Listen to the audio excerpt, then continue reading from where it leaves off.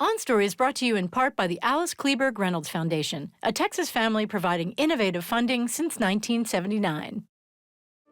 On Story is also brought to you in part by the Bogle Family Vineyards, 6th-generation farmers and 3rd-generation winemakers based in Clarksburg, California, makers of sustainably grown wines that are a reflection of their family values since 1968.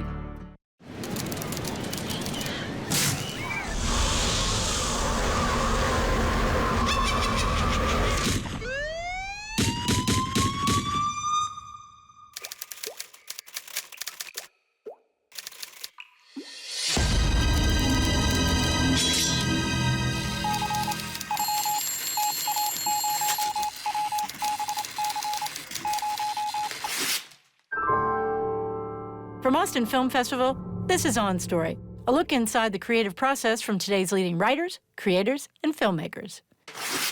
This week on Story, we're joined by Celine Song to discuss writing and directing her semi-autobiographical debut feature, the bittersweet romantic drama, Past Lives. My theater teacher used to say this thing: if the story that you're telling is something that makes you wild, it makes you enthused, it makes you just so thrilled, there's going to be at least some people in the audience, because they're also people, that's going to feel that way about your work.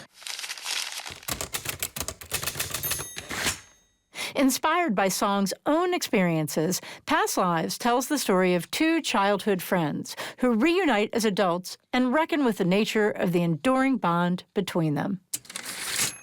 What was it about playwriting that was the medium you wanted to start writing in? I really do feel very deeply like I'm a writer first. And something that you're able to do in playwriting is that in theater, writers are king. So you cannot change a single comma without the writer saying you can. So there is an amazing thing in theater where you can be an auteur right away. You can be an auteur from the first play you write. And it's not something that you don't need to intern for it, you don't need to be an assistant for it, where you can just show up and then you can have a great script and people are going to want to do it. And to me, that was what was really amazing about it, because to me, it was always the writing and the storytelling that got me interested in doing this in the first place. You found success before you transitioned to film with playwriting. I mean, what was it about your writing you think that helped you find success or helped you become the auteur that you wanted, where people did trust your work and gave you success with the plays that you put out? I always find the audience to be the most honest group ever, because and it just means the audience that shows up and buys a ticket and watches the thing that you made. Because I think that of course you can say all these amazing things about, like, well, blah blah blah said it was good, or there was a review that said it was good and everything, but the audience is so has to actually endure watching something.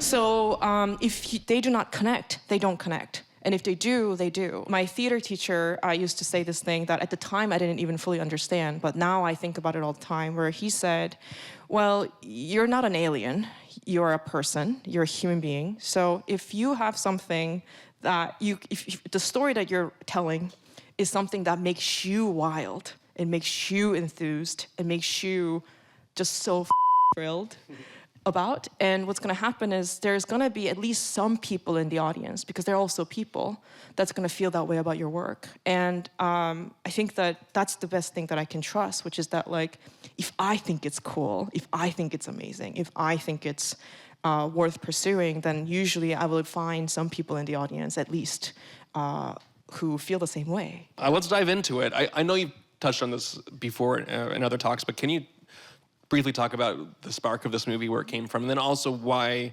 you thought not only was it a story worth telling, but story worth telling in this new medium for you of a feature film? I did find myself in this bar in East Village in New York City, sitting between my childhood sweetheart, who had come to visit me from Korea, and who's now a friend, and my husband, who I live with in New York City. And they don't speak the same language, so I was translating their small talk. And I think in the middle of all of that, I remember feeling like I have become a bit of a portal or a bridge between not just these two cultures and two language, but these two parts of my own history and my own life and who I am. And there was an amazing thing where I also realized, like, well, each person doesn't know the part of me that the other person really knows, right? And I do remember when I was sitting in that bar and looking up around the bar, and I made eye contact with somebody who was looking at us, clearly trying to figure out what the hell was going on with us, right? And I remember feeling, I had a couple thoughts when I made eye contact with that stranger. I was like, you know, first of all, you're never gonna be able to guess, right? I think the white guy and the Asian girl are a couple, and the Asian guy is her brother. Or the Asian girl and the Asian guy are a couple, and the white guy is their American friend. What if I actually told you what it is like to sit there between these two people and to know that you are loved and understood in different ways, but it is in a completely ordinary way but a completely extraordinary thing. But it really stuck with me, and I started to tell this particular story of this night to some of my close friends. What I realized is every friend I told this story to had a story of their own that they could connect to. And it could be something that is smaller because maybe you don't cross the Pacific Ocean. Or maybe it's something where it's like it feels as vast and as extraordinary as what you see in past lives. But regardless, it really was this thing where at the end of every time I told the story, I became better friends with every friend that I told this to. I became deeper friends. We got to know each other deeply. And that made me feel like, okay, maybe it is worth telling the story. Were you first thinking a play, or why did you think feature film was the way to go for this? You know, my joke that I've told before is that the villain of the story, because there are no villains in the story that are human, the only villain in the story is the 24 years and the Pacific Ocean. In film, you can tell the story of time and space passing and moving through us, literally, because the movie is about the contradiction. Is Nora 12 or is she 40, right? And the truth is that the answer is both. And the answer is both throughout the whole film. And the answer is also like, well, in Haesung's eyes, her child sweetheart, she's always 12. And also in his eyes, in this moment, she's 40, right? So for me to really express that contradiction, it really felt like I needed to be told in a cinematic form, because you need to be able to see the child and to see the grown-up and to see both of those worlds crash into each other in that way. You have the story in mind, you're looking at the precipice of, I think film's the way to go, but you've never made a feature film before. So how do you find your first step? When I first decided to write the story, I ran right into a structural problem, which is that, I'm sure there's some people in this audience who wants to write something bilingually in here. And this was also 2018, before Parasite, where there was a whole conversation about subtitles, which I really did think it changed how people watch things with subtitles. And of course, COVID did that as well. And this was 2018, and I was like, okay, so maybe I'll make it a spec, and maybe you'll give me other jobs, you know? Maybe if I write it great, and then people are gonna think that I'm a good writer, and it's gonna give me other jobs. But I really hope somebody will make it, and I hope it's me, right? Yeah. And I think that from there, I just wrote it the way that I write anything, because I'm come from theater, so you always write assuming that no one's gonna do your play. Being in theater for 10 years, like I said earlier, is that like you sort of end up saying like, yeah, but I'm gonna just write what I want to write, and and worry about what I'm gonna do with it later. And I think that's really what it was. I just wrote the script. And then from there, I think that it really was about this script getting me to here. I feel like being in this room in the writers' conference is so special, because I know that in my bones, this is sort of at the heart of what everything is. It's like people ask me questions all the time of like, how'd you get to make your movie? How'd you get to make your first movie? How'd you get A24? How'd you get these actors? And I'm always like, well, it all starts with the script, which is really true. That, A24 came on board because of the script. My actors auditioned for me because of the script. So because the script is the representation of exactly what kind of movie that I'm dreaming about, if you connect to that dream, then you're gonna come help me make it, right? And then you're gonna wanna come be a part of the team that makes this dream come true. I want to dig into the actual writing process. I'm fascinated by it. Something that strikes me when you were talking about the seed of actually, in real life, translating between your friend and your partner is I imagine there must have been a similar feeling on the page when you're translating Hae Sung and Arthur onto the page and yourself. Was there a bit of like a duplication or echo there, or how was that process of actually translating real life onto the page the way you translated from language to language? Even though it really started from a very subjective place, there is going to be a process of what I call the objectification of like you're almost turning life into something that you can look at on the page, which is going to be a completely different process.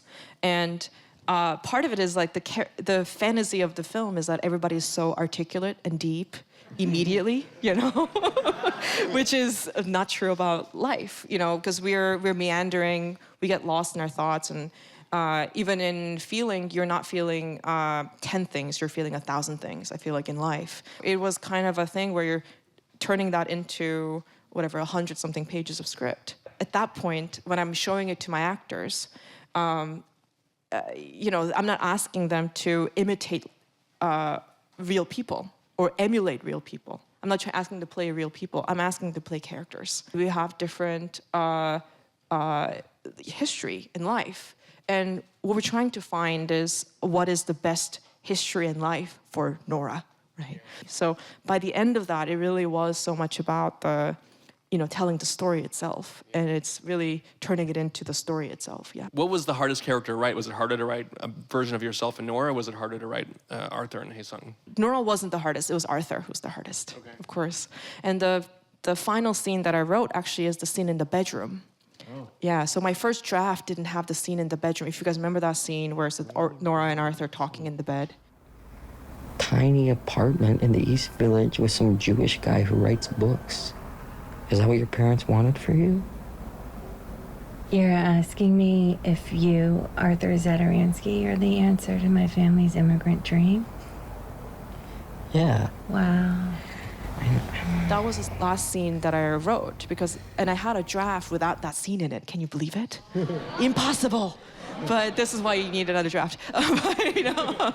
But it really was that thing where I was like, the way that Nora and Arthur met in the first draft was actually more extended. It was a lot longer in my very, very original draft, where I invested a little bit more you know, page time on Nora and Arthur meeting in that artist residency. And then I didn't have that scene in the bedroom. And then, of course, as I was, you know, looking at the script, something that I noticed is that, well, I know exactly what it is that the Arthur is going through, but it actually might be worth backing him up a little bit, because it's like what I really want more than anything is for Arthur to be not a villain, or like Arthur to be, because by the way, when Arthur walks into the film, I don't expect anybody in the audience to be cheering and be glad to see him, right? That's the amazing thing about somebody who enters into your life and disrupts a love story, right? It's like, well, that person's gonna show up and the whole audience is gonna be like, boo, go away, go back where you came from, you know? And this is something that my actor, John Magaro, really understood, because I actually met a bunch of actors for the character of Arthur, and some actors, they actually thought that their job was easy, you know? So there are some of them, they were like talking about Arthur as like, yeah, you just show up and you're just the husband. And you're like, absolutely not, you know? And that was usually a good sign that that's probably not the right person to play the role. But John really understood how difficult it was. And I sent him the scene afterwards when I wrote it. I was like, this is gonna be the scene, and this is a huge scene, so you need to read it right now, you know? And he calls me and he's like, oh, he's fighting for his life. In this scene, he's fighting for his life and he's fighting for his wife, you know? It's just that you make my life so much bigger. And I'm wondering if I do the same thing for you. It was the most difficult character because I can't overstay his welcome, but also I need to make sure that I'm backing him, right? I'm rooting for him. And he has all the tools to win the audience over in the third act, right? You mentioned earlier how your characters or the dialogue is more eloquent than sometimes in real life. And that's what kind of struck me about that scene, was that when I watched it, I was like, this dialogue is so on the money and so good, but it was also like, the way they both distilled what they were feeling into like perfect words, it shouldn't have felt realistic to me and still did. How did you find that bridge between those two? If it's the truth and the characters mean it, then I think that it is much easier for the audience to come along with any kind of language, almost. Because the part of it is that it's something that you want to believe, which is that you're able to communicate in this way. I think the difference between being an amateur writer and being a professional writer is that being an amateur writer, which I've been for a long time, is that part of it is that you're writing for yourself, and part of it is writing for what makes me happy, what makes me thrilled, right? But I know that, and of course, that amateur writer is living in me all the time, because I have to believe in the thing that I'm working on. But when you talk about what it is like to be a professional artist, I don't think it's that you're paid to write, because of course that's usually what we say, professional artists, that you get paid to be an artist. But the truth is, I think being a professional artist is to think of art as a way to communicate with your audience. And I think that to me is always the bridge that I have to go from the amateur girl to the person who is having to show up for an audience, who is sitting down every day. And this is something that I know is very true. Every time the audience member buys a ticket and comes and sits in the movie theater, I know that every audience member is rooting for the movie, right? Because they don't want to have a bad time. They want to be there and they want to love the movie that they're watching. And that's why they bought the ticket. Just like when you're telling a story to your friend, part of it is you're telling the story to the audience.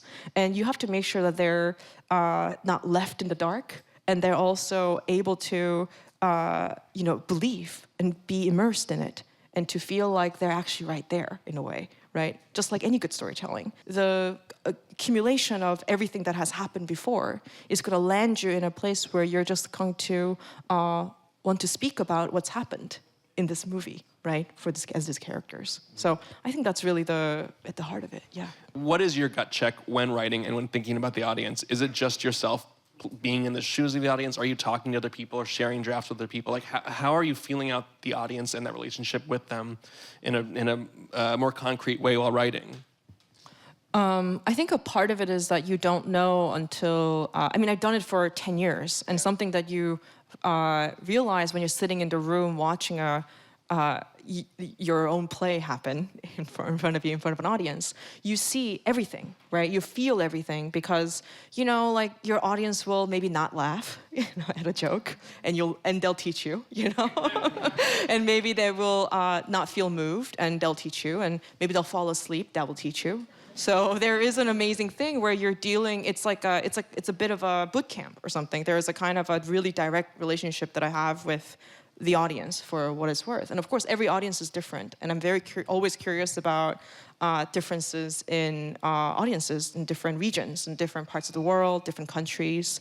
But at the end of the day, we are all. I think something that I wondered about always, and I've kind of believed, but I've really been confirming as Past Lives is coming out globally, is that at the end of the day, there is something that is universal that connects all of us, which is the way that you listen to a story like this, that is about just the way that we go through time and space, which is something that is ultimately totally universal. Maybe you don't know what it's like to immigrate and cross the Pacific Ocean, but you do know what it's like to be not 16 and to think about, oh, man, I used to be 16. I'm never going to be 16 again, right?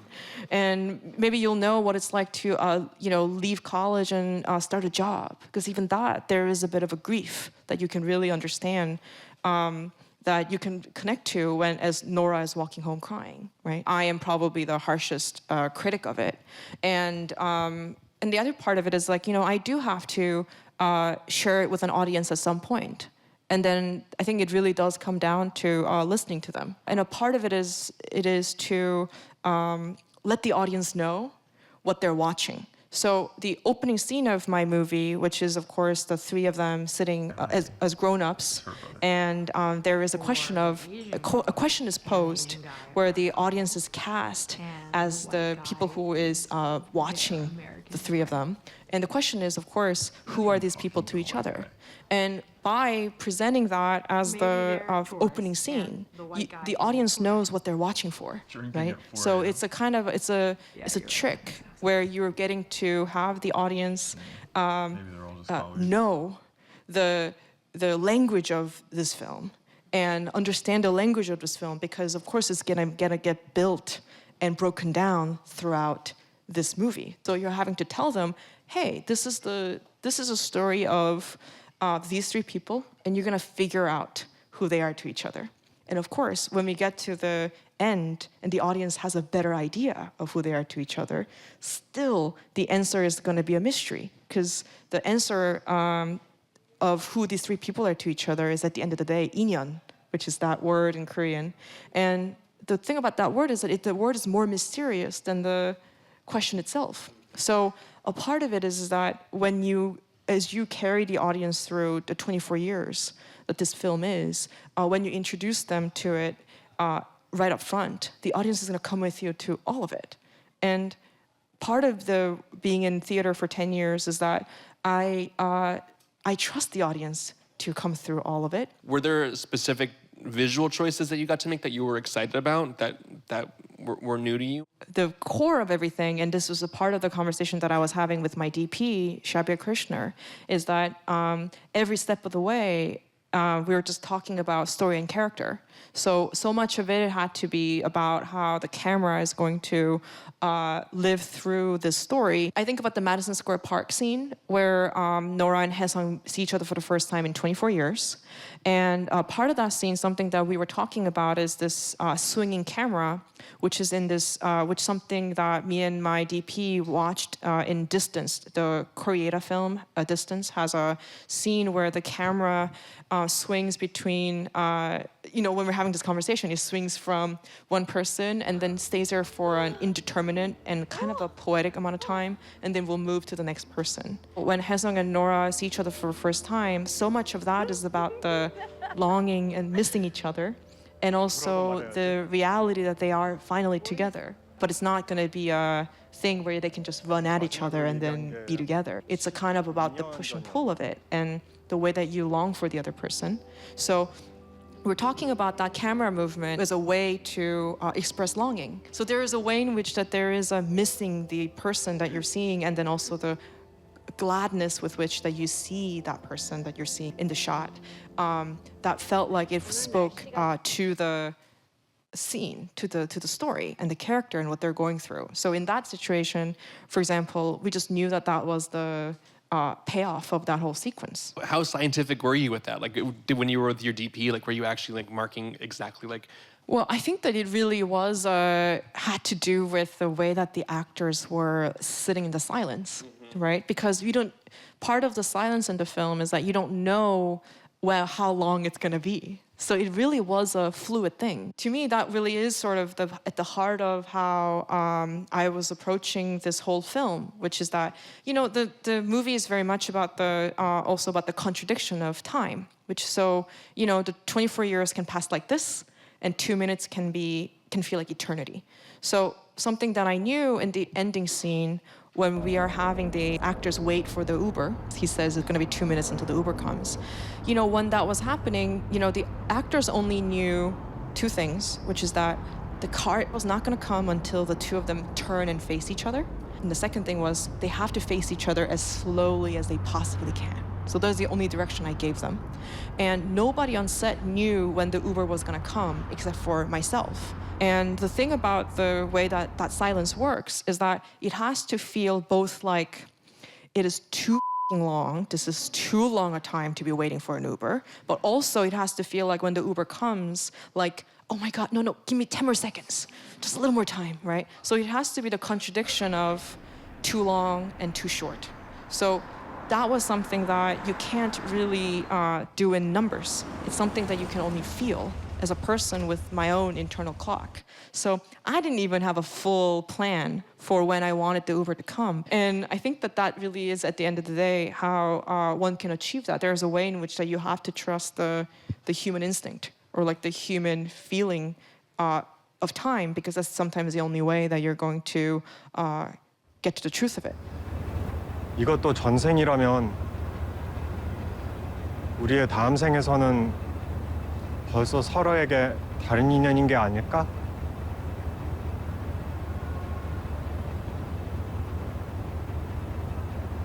그때 우린 누굴까?